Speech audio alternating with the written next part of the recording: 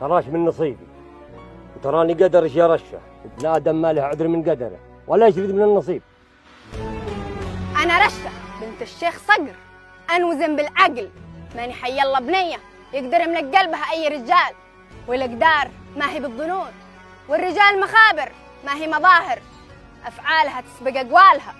إيه، أقول وش يسوي الذي يريد يملك قلبك وش يدروبه؟ أقول لا تتعب حالك، ترى القلب مشغول بغيرك ومملوك له. زين، ومن هو سعيد الحظ اللي ياغل ينقلبش ويملكه؟ شاهين ودعمتي واضحة.